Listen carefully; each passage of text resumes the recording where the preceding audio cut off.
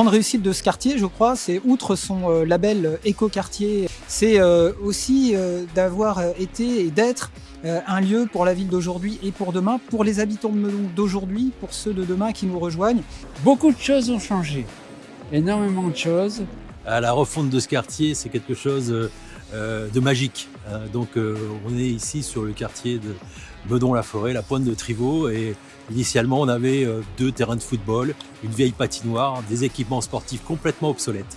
Et la ville a voulu redynamiser le quartier. Et là c'est un quartier, c'est une patinoire, un stade, des commerces. On s'ennuie pas. Tous les âges sont représentés. Les familles sont très contents, les enfants ils sont contents, ils se détendent dans les aires de jeu et tout. Donc ils sont très joviaux. Je pense que c'est un très bon projet pour la commune.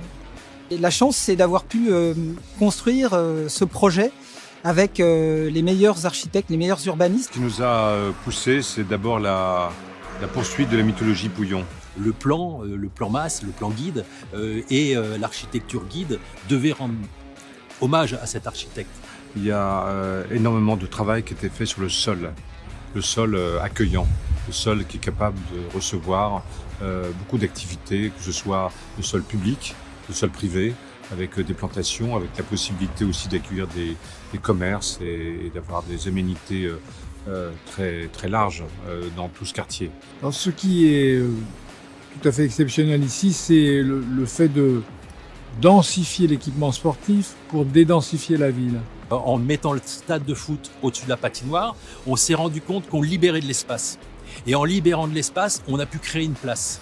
Et donc là, c'est le clou en fait de cette conception. Ça montre effectivement toutes les capacités de fabriquer une vraie vie de quartier autour d'espaces publics connus, référencés, etc. C'est une place.